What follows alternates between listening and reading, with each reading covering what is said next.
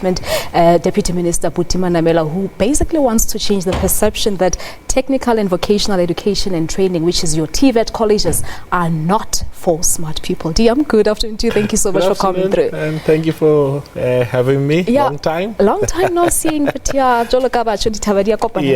But now let's just, before we talk about changing the perceptions around TVET colleges, I mean, the issue of gender-based violence at tertiary institutions is a concern. Over the weekend, we learned of the passing of Kensani Maseko from Rhodes University, who was apparently raped in May there at the institution and has been suffering from depression since.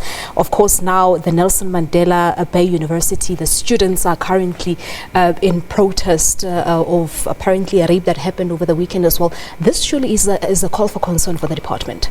Look, I mean, this has been a big issue for us, and I've essentially made this a major priority. The news of Kensani Maseko and also the news of the student at Nelson Mandela University who has been raped over the weekend in a dormitory, are just but one of those issues. But I think what's important is that we shouldn't only treat this as just one of those statistics, and that's why part of the things that we were doing today in Mamelodi, we were launching our campaign, our Women's Month campaign, which will be focusing on gender-based violence, and the elements of that gender-based violence campaign will be to obviously build awareness, secondly accelerate the process of launching policy. We've been working on our gender-based violence policy as the department, together with Higher Education Aids, and the policy is meant to be a guide for universities and TVET colleges to deal with issues such as this one of Kensani, where students can have platforms, where those platforms will be an outlet where they'll get the support, where they know that they will be believed if they tell their story.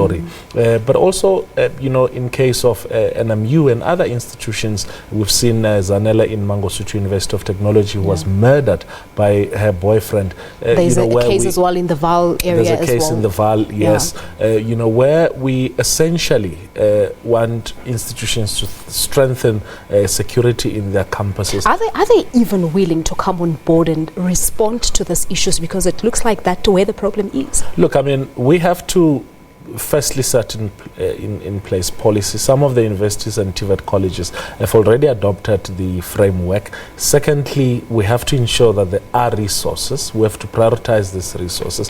We also have to change the mentality of our authorities in institutions. I mean, sometimes principals, when they get reports of cases of rape or sexual harassment, they'll say, no man, haribu saneng, and all of that. It cannot work that way. Principals are not police or prosecutors or judges.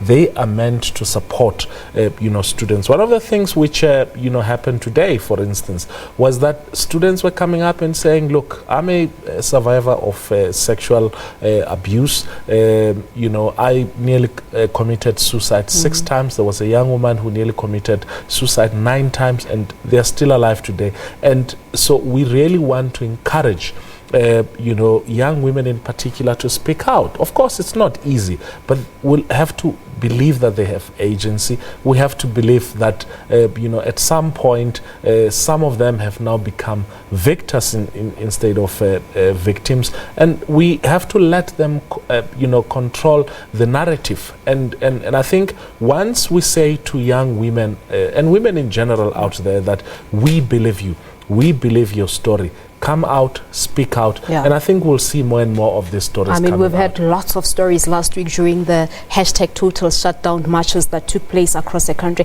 Now, back to the main reason why you're here to talk about TVET colleges. I know you so much hard at work as it is now, trying to change the perceptions that have existed for as far as one can remember. Your TVET colleges versus your former technicons, your now universities of technologies versus your universities. It is there. How is the department planning to do away with it? Look, I think firstly, what we've been doing, starting with former Minister Blayton Zamande and our current Minister Naledi Pandor is continuing with that, is to invest financial resources, human resources into TVET colleges, to uplift the infrastructure in those resources, to train lecturers, because those are at the center of quality assurance, to expand access to TVET colleges so that more and more students have got access. We have doubled the numbers over the last 10 years or so, and also importantly to make sure that we showcase students who are graduate from TVET colleges. You yourself are a product of a TVET college. Yes, I went to a TVET college. As I told you earlier, I was in Mamelodi College and I met some of my lecturers there. I was studying electronics. Unfortunately, I couldn't pursue that. I hope one day I'll go back into that profession. But I think the sense is that we have to get so as part of the TVET month, I'm going out to schools and saying to grade 9, 10, 11 and 12 that they can actually join the TVET sector at any given point. We are also running this also with our Year of the Artisan. We're building a country. The president signed agreement last week or 2 weeks ago with BRICS leaders, and those agreements are about infrastructure development. To build infrastructure, we don't need people with religious studies or anything of the sort. We need plumbers. We need people in construction. We need bricklayers. We need electricians. We need all of those things, and those are the people whom we're training in our TVET colleges. But there's also the exciting part, which is about future skills. We hear about the fourth industrial revolution and all of that. Now, TVETs are an important space wherein we're introducing young people to future skills, things which we today may think it's witchcraft, Limpopo, where cars are driving themselves and all of that. Those are things which some of the TVET colleges are already exposed into. And that's what's exciting about. But I think, DM, you would agree with me that in order to sort of place your TVET colleges on par with other tertiary institutions, you have to solve certain problems that were there during your time there, TVET colleges, that are still there. Issues such as underfunding. You made mention of aging infrastructure, for example, and perhaps lack of leadership at some institutions. Yes, of course. I mean, we are investing some resources into training, middle and senior management.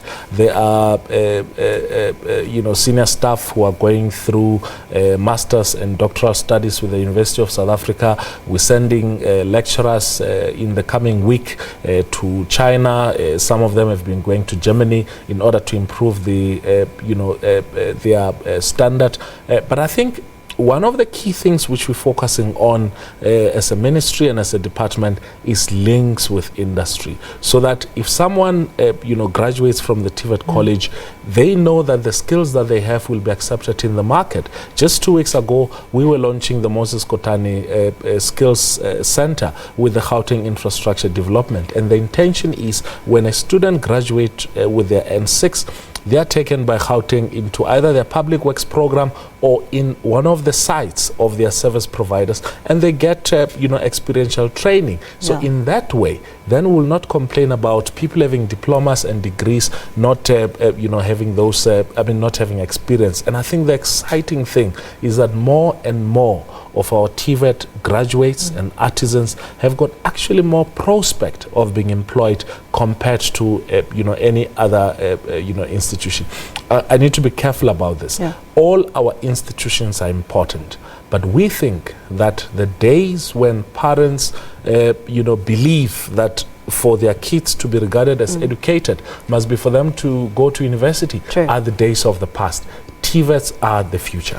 But what happened to colleges for teachers colleges rather, because they were closed in between 1996 and 2000, and I remember the former minister had mentioned something about the reopening of those colleges. Is the department still on that track? Most definitely. I mean, that project is still underway, and that also include fully operationalizing colleges of agriculture. It includes fully operationalizing nursing colleges, and I think the discussion is around who will be running those. Some of those are already fully functional. Some of them, like Umfolozi, where I went to last week, is a former college of education which was a teacher training college. It is now, a